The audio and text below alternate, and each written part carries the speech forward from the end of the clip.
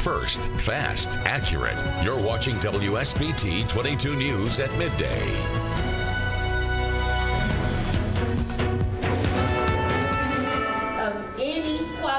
Voter. Election workers sworn in, ready to help you cast your ballot. It has been a large turnout today. Your vote, deciding the future of the country. I pledge to always put country above party and self. As your president, I will fight for you every single day with every breath in my body. Election security and safety a top concern. That is confidence in our elections, and we are running safe and secure elections here in Indiana. Your 2024 campaign coverage right now on WSBT 22 News at midday.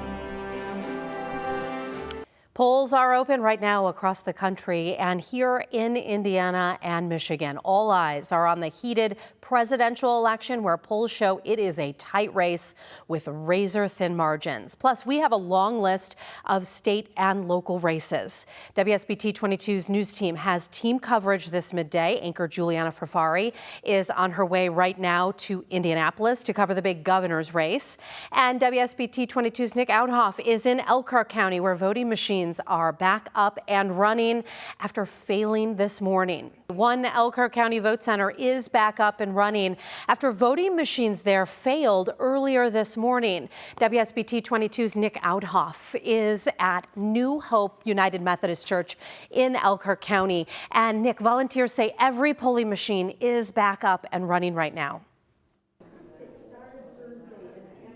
Yeah, Kristen, the voting machines are back up and operational, but wait times are at about an hour. I want to give you just a quick look right now at the lines here. So I spoke with Chris Anderson, Elkhart County Clerk, on the phone about the issue. Anderson says it took the technicians a few hours to arrive and fix the issue. He did not explain what the problem was with the voting machines here. Volunteers at the voting center say if you are planning to vote here at New Hope Unity Methodist Church, be prepared to wait. One voter says she has no problem waiting over an hour this morning to vote. But we got in, got right in line. They offered us coffee or a cookie, and we just the line just kept kind of moving, and it really didn't stay still for very long. Now, just a reminder, the polls are open in Indiana till 6 p.m., and if the voting center does close and you are still in line, you can still vote. You do not leave the line. In Elkhart County, I'm Nick Outhoff, WSBT 22 News. All right, thanks, Nick. Voting is also underway in Michigan. This is video from this morning of busy Milton Township voting site. This is the first year Michigan has opened early in-person voting. That change is already having a major impact. Close to 20% of registered voters voted before today. The mail-in ballots, those will get counted in with all the people who show up today, so we'll get all those ballots counted up this evening. For the people who did the early voting, the county is holding on to those numbers, and they will add that on to the numbers that we report to the county this evening at about 9 o'clock. Voting locations in Michigan close at 8. You can still register to vote in the state if you haven't already. Former President Trump casting his ballot just minutes ago in Florida. He was in Grand Rapids last night for his final rally before polls opened. On the Democratic side, Vice President Harris already mailed in her ballot. She spent yesterday in the battleground state of Pennsylvania. That's just one of the key swing states we will be keeping a close eye on tonight. The latest CBS News polls show Vice President Harris and former President Trump basically tied in all 7 battleground states. There is concern in Ohio and Virginia, where there was an apparent misspelling of Mr. Trump's name. State officials say it will not invalidate a voter's ballot. Michigan is one of 7 key battleground states to decide in the presidential race. The state's voters will also choose a new senator. You're looking at the candidates you'll see on your ballot.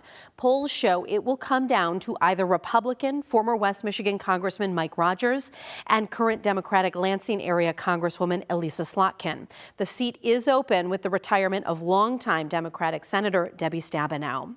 Indiana also has an open Senate seat to be decided today. The candidates are Democrat Valerie McRae, Republican Congressman Jim Banks, and Libertarian Andrew Horning. This is for the seat currently held by Senator Mike Braun. Braun is giving up the Senate seat to run for Indiana governor. It is a three-way race for governor with Democrat Jennifer McCormick and Libertarian Donald Rainwater vying for your votes. WSBT 22's anchor Juliana Ferrari is on the road heading to Indianapolis to cover the race. And Juliana, you've been covering this race for more than 6 months now. Yeah, we are on the road right now heading to Indianapolis to cover the governor's race. Now, this is an open seat as term limits have forced the current governor, Eric Holcomb, to the sidelines. Now, Republican Mike Braun is giving up his Senate seat for this race. Meanwhile, Democrat Jennifer McCormick used to be the Republican superintendent of public instruction, and this is the second run for Libertarian Donald Rainwater. Now, WSBT 22 News has been taking you to Indianapolis multiple times to give you a closer look at this race. We have been there as the candidates debated. We have taken your questions to get answers, and we will be there tonight as those votes come in. Stay up to date on air and online at WSBT.com. Reporting live on the way to Indianapolis, Juliana Ferrari, WSBT 22 News. All right, thanks, Juliana. Congressman Rudy Yoakum is looking to keep his seat representing Indiana's 2nd congressional district. The Republican is facing off against Democrat Lori Camp and Libertarian William Henry. We're following 2 congressional races in Southwest Michigan for 4th and 5th districts. In the 4th race here, Republican Congressman Bill Huizenga is looking to keep his seat. He's being challenged by Democrat Jessica Swartz and Curtis Clark of the U.S. Taxpayers Party. This is for the district which covers Southwest Michigan from the Benton Harbor, St. Joseph area northward and eastward. And here, Michigan's 5th congressional district, Republican incumbent Congressman Tim Walberg is facing challenges from Democrat Libby Urban and James Bronk, a Green Party candidate. This is the district that covers every southern border county from Lake Michigan to Lake Erie. Now, we sat down with all 9 of the candidates running for Congress in our area. You can watch our full in-depth interviews with them by going to our WSBT 22 YouTube page. Whether you live in Indiana or Michigan, school board races are on your ballot. So take out your phone and scan that QR code on your screen to go to WSBT 22's Operation Education team. Our team is breaking down these important races, showing you who is on your ballot and where they stand on the issues that matter to you.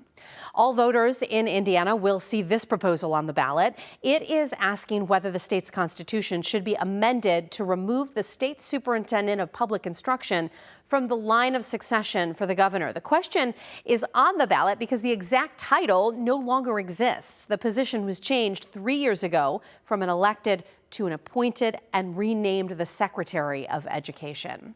Now, this is just a small portion of all the races WSBT 22 News is following.